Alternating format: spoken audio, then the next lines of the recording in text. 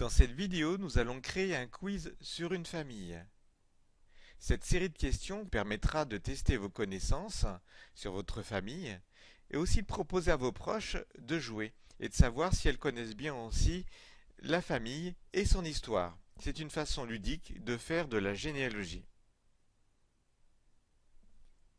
Vous pouvez créer ce quiz avec Géniatique 2013 ou 2014 en allant dans Documents et ici Outils pour la création de vos quiz généalogiques.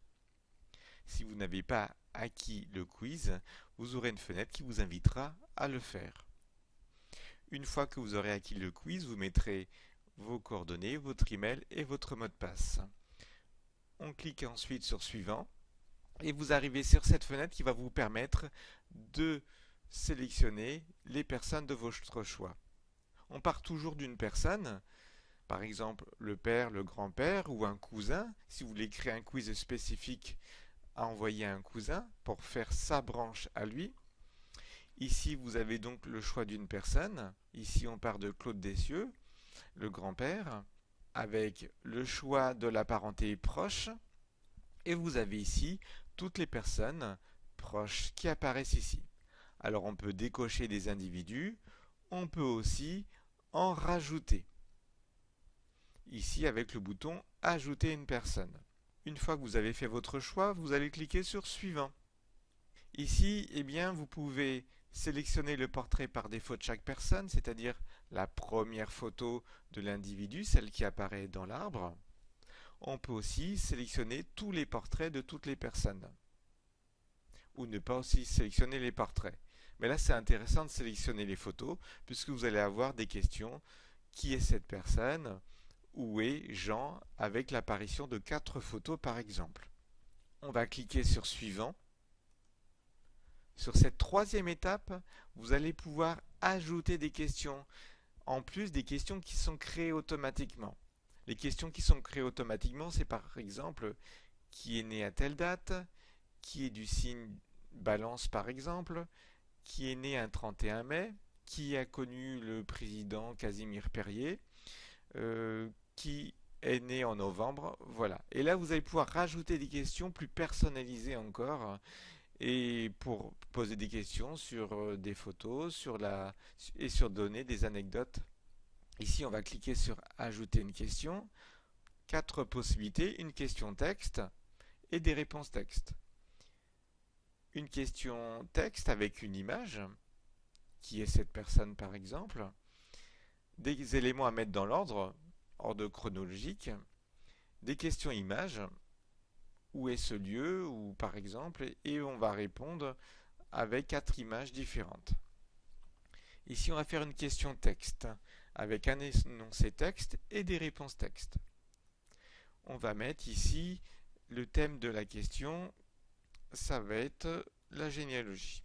On pourra mettre histoire, géographie par exemple. On peut indiquer le niveau si c'est facile ou pas. On va saisir l'énoncé. Par exemple, qui a fait ses études au Canada. Vous pouvez saisir jusqu'à 80 caractères. Nous avons ici l'indication 33 sur 80. Ensuite, on fait saisir les réponses. La bonne réponse que l'on va mettre en premier. Et ensuite, les mauvaises réponses, vous mettez ce que vous souhaitez. Saisir les explications. Alors là, on peut mettre une explication qui apparaîtra une fois que la personne aura répondu à la question, ou une indication par exemple. On va valider. Voilà, j'ai déjà une question. Je vais rajouter une question. Une question texte et image. Donc on va mettre aussi là, c'est généalogie. On va saisir l'énoncé. Quel ancêtre? On va ici sélectionner une image. Pour que ce soit plus ludique, on va prendre ici, par exemple, effectivement, le petit portrait de Robert Surcouf. On va faire suivant. Et on va mettre ici la bonne réponse. Vous pouvez aussi mettre les dates et lieux de décès, par exemple, ou de naissance, si vous voulez. Saisir les explications. On va mettre c'est Guillaume Dessieux. Je valide. On peut aussi rajouter encore une question avec une image aussi. Une question généalogie. On va mettre que c'est difficile. Saisir l'énoncé. C'est la signature de quel ancêtre?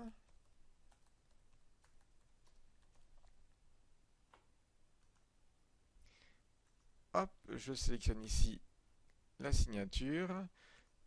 On va mettre donc Catherine Direr.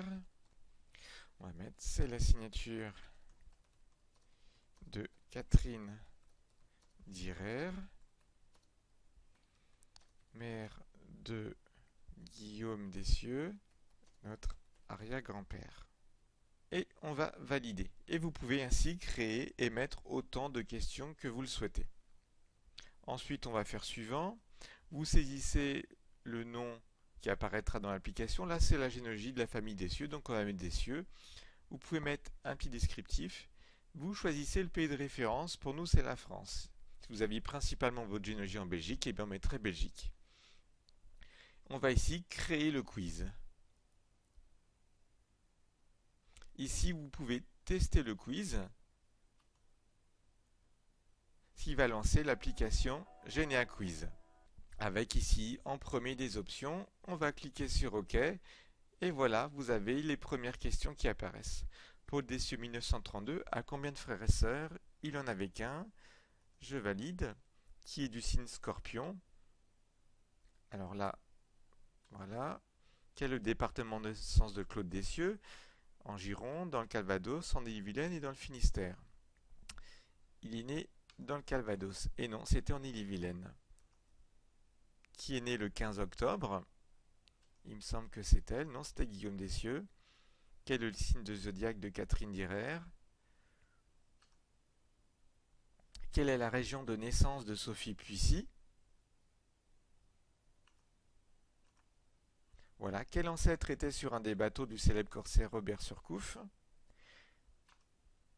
Voilà, c'est Guillaume, avec l'explication qui apparaît. Quelle est la profession de Joséphine Morand? Elle était commerçante. Qui est né dans le département des Bouches-du-Rhône? C'est Guillaume. Qui a connu le roi Louis XVIII de France? Donc là, c'est assez facile puisqu'il y a les dates de naissance. Donc, c'est 1820. C'est Christophe. En 1968, à la naissance de Anne-Sophie Fernandez, quel était le pape? Vous voyez qu'aussi, vous avez des questions historiques. Alors, qui était? Je crois que c'était Paul VI. Et non, c'est... Ah oui, c'était bien Paul VI, mais j'ai cliqué sur Pie VI. Elle est née le 30 avril 1970, mais quel était ce jour? Alors là, effectivement, qui se rappelle? Et non, c'était un jeudi. Comment s'appelle le père de Joséphine Morand? C'était François-Joseph. Comment s'appelle la mère d'Héloïse Dessieux? Héloïse, c'est Sophie. Vous allez avoir une série de questions sur les liens de parenté, sur les jours de naissance, sur la géographie. Qui est née dans la région Basse-Normandie? Et non, c'était Marie-Thérèse Blaise. Qui est née à Londivisio? C'est Christophe Direr. Quelle est la date de naissance de Claude Dessieux? Il est né en 1930, c'est le 10 mai 1930. Qui est-ce? Voilà, donc c'était Paul Dessieux et non pas Claude.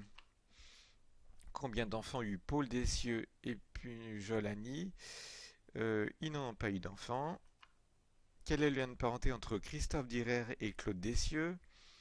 Alors, il me semble que c'est le petit-fils, et non, c'est l'arrière-grand-père Christophe Direr, effectivement, par rapport à Claude Dessieux. Qui a fait ses études au Canada? La question que l'on a créée, c'est Claude. C'est la signature de quel ancêtre? C'est Catherine, voilà, avec l'explication. Où est Guillaume Foucault? Donc avec une série de portraits pris dans la généalogie, c'est ici. Là par exemple, Héloïse Dessieux est née dans la région Provence-Alpes-Côte d'Azur. Quelle est la capitale de cette région? Si je ne me trompe pas, c'est bien Marseille. Donc grâce aux créateurs de quiz inclus dans Génétique 2013 et 2014, vous allez créer un quiz personnalisé sur votre famille avec des questions sur la généalogie, sur les liens de parenté, sur l'histoire, sur la géographie. À vous de jouer maintenant.